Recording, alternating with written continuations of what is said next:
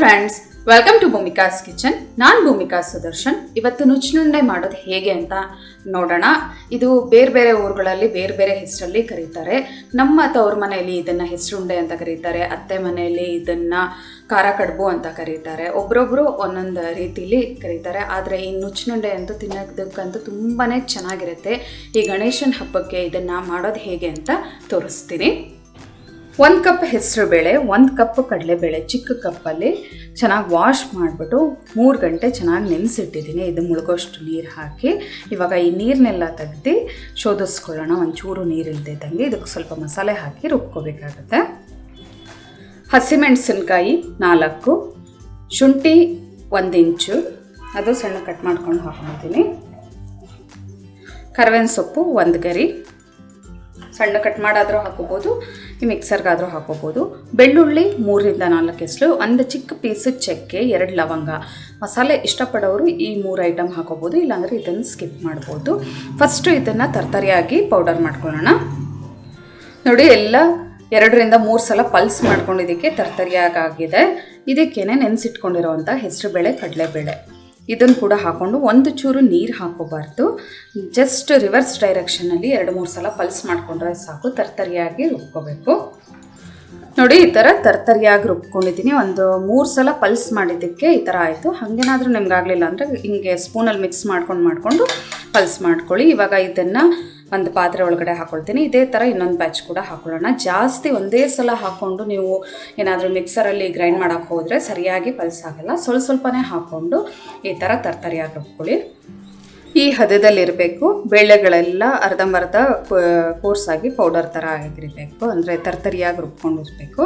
ರುಚಿಗೆ ತಕ್ಕಷ್ಟು ಉಪ್ಪು ಮಾತ್ರ ನೀವು ಸ್ಟೀಮ್ಗೆ ಇಡಬೇಕಾದ್ರೇ ನೀವು ಉಪ್ಪು ಹಾಕ್ಕೋಬೇಕು. ಮೊದಲೇ ಏನಾದರೂ ಹಾಕಿಟ್ಬಿಟ್ರೆ ನೀರು ಬಿಟ್ಬಿಡುತ್ತೆ. 1 ಈರುಳ್ಳಿ, ದಪ್ಪ ಸೈಜ್ದು 1 ಈರುಳ್ಳಿ ಸಣ್ಣ ಕಟ್ ಮಾಡ್ಕೊಂಡಿದ್ದೀನಿ. ಹಸಿ ತೆಂಗಿನ ತುರಿ 1 ಕಪ್ಪು, 4 ಟೇಬಲ್ ಸ್ಪೂನ್ ಬಂದಿದೆ. ನೀವು ಅರ್ಧ ಹಸಿ ತೆಂಗಿನ ತುರಿ ಮತ್ತು ಹಸಿ ತೆಂಗಿನ ತುರಿನೇ ಪೀಸ್ ಮಾಡಿಬಿಟ್ಟು ಹಾಕೋಬೋದು, ಆವಾಗಲೂ ಚೆನ್ನಾಗಿರುತ್ತೆ. 1 ಟೇಬಲ್ ಸ್ಪೂನ್ ಸಣ್ಣ ಕಟ್ ಮಾಡ್ಕೊಂಡಿರೋವಂಥ ಕೊತ್ತಂಬರಿ ಸೊಪ್ಪು. ಇದಕ್ಕೆ ಮೇಯ್ನ್ ಇಂಗ್ರೀಡಿಯೆಂಟು ಸಬ್ಬಾಕ್ಸಿ ಸೊಪ್ಪು 2 ಹಿಡಿಯಷ್ಟು ತೊಗೊಂಡಿದ್ದೀನಿ ನಾನು.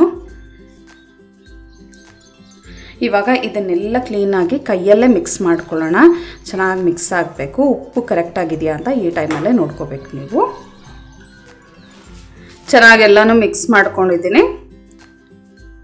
ಸೊಪ್ಪು ಚೆನ್ನಾಗಿ ಹಾಕ್ಕೊಂಡಿದ್ದೀನಿ. ನಿಮ್ಗೆ ಸೊಪ್ಪು ಇಷ್ಟಪಡ್ತಿದ್ದವ್ರು ಜಾಸ್ತಿ, ಸ್ವಲ್ಪ ಕಮ್ಮಿ ಬೇಕಾದರೂ ಹಾಕೋಬೋದು ಸಬ್ಬಾಕ್ಸಿ ಸೊಪ್ಪನ್ನ. ಇವಾಗ ನೋಡಿ, ಈ ಥರ ಹಿಂಗೆ ತೊಗೊಂಡು ಹಗೂರವಾಗಿ ಉಂಡೆಗಳನ್ನ ಮಾಡಬೇಕು. ತುಂಬ ಪ್ರೆಸ್ ಮಾಡಬೇಡಿ, ಅವಾಗ ಒಳಗಡೆ ಬೇಯೋದಿಲ್ಲ. ನೋಡಿ, ಹಿಂಗೆ ಓವಲ್ ಶೇಪ್ ಆದರೂ ಮಾಡ್ಕೊಳ್ಳಿ, ರೌಂಡ್ ಆದರೂ ಮಾಡ್ಕೊಳ್ಳಿ. ಈ ಥರ ಮಾಡಿಕೊಂಡು ಒಂದು ಪಾತ್ರೆ ಒಳಗಡೆ, ಅಗಲವಾಗಿರೋ ಪಾತ್ರೆ ಒಳಗಡೆ ಚೆನ್ನಾಗಿ ತುಪ್ಪ ಹಾಕಿ ಅಥವಾ ಎಣ್ಣೆ ಹಾಕಿ ಗ್ರೀಸ್ ಮಾಡ್ಕೋಬೇಕು. ಹಿಂಗೆ ಸೈಡ್ ಒಂದೊಂದನ್ನೇ ಇಟ್ಕೊಂಡು ಬರೋಣ. ಸೇಮ್ ನಾವು ಇಡ್ಲಿ ಹೇಗೆ ಬೇಯಿಸ್ಕೊಳ್ತೀವಿ ಕಡುಬನ್ನೆಲ್ಲ, ಅದೇ ಥರ ಇದನ್ನು ಕೂಡ ಬೇಯಿಸೋದು. ನೋಡಿ, ಒಂದಕ್ಕೊಂದಕ್ಕೆ ಟಚ್ ಆಗಬಾರ್ದು. ಈ ಥರ ಎಲ್ಲ ಉಂಡೆ ಕಟ್ಕೊಂಡು ಓವಲ್ ಶೇಪ್ ಥರ ಒಂದು ಪಾತ್ರೆಯಲ್ಲಿ, ನೋಡಿ ಅಗಲವಾಗಿರೋ ಪಾತ್ರೆಯಲ್ಲಿ ಇಟ್ಕೊಂಡು, ಸೇಮ್ ನಾವು ಇಡ್ಲಿ ಹೇಗೆ ಬೇಯಿಸ್ತೀವಿ ಕೆಳಗಡೆ ಒಂದು ಪಾತ್ರೆಗೆ 1 ಲೋಟದಷ್ಟು ನೀರು ಹಾಕಿ 1 ರಿಂಗ್ ಇಟ್ಬಿಟ್ಟು ಅದ್ರ ಮೇಲೆ ಈ ಪಾತ್ರೆ ಇಟ್ಟಿದ್ದೀನಿ. ಮೇಲ್ಗಡೆ ಲಿಡ್ ಕ್ಲೋಸ್ ಮಾಡ್ತಾ ಇದ್ದೀನಿ. ನಾವು ಇಡ್ಲಿನ ಯಾವ ಥರ ಸ್ಟೀಮ್ ಮಾಡ್ಕೊಳ್ತೀವಿ ಅದೇ ಥರ ಇದನ್ನು ಕೂಡ ಸ್ಟೀಮ್ ಮಾಡ್ಕೋಬೇಕು. 10ರಿಂದ 12 ನಿಮಿಷ ಹೈ ಫ್ಲೇಮಲ್ಲಿ, 3ರಿಂದ 4 ನಿಮಿಷ ಲೋ ಫ್ಲೇಮಲ್ಲಿ ಬೇಯಿಸ್ಕೊಳ್ಳೋಣ. 10 ನಿಮಿಷ ಹೈ ಫ್ಲೇಮಲ್ಲಿ, 5 ನಿಮಿಷ ಲೋ ಫ್ಲೇಮಲ್ಲಿ ಬೇಯಿಸ್ಕೊಳ್ತೀನಿ. ಗಮ್ ಅಂತ ವಾಸನೆ ಬರ್ತಾ ಇದೆ, ತುಂಬ ಚೆನ್ನಾಗಿದೆ ಸ್ಮೆಲ್ ಅಂತೂ. ನೀವು ತುಂಬ ಹಗುರವಾಗಿ ಕಟ್ಕೋಬೇಕು. ತುಂಬ ಟೈಟಾಗಿ ಏನಾದರೂ ಈ ಉಂಡೆಗಳನ್ನ ಕಟ್ಬಿಟ್ರೆ ಒಳಗಡೆ ಬೆಂದಿರೋದಿಲ್ಲ.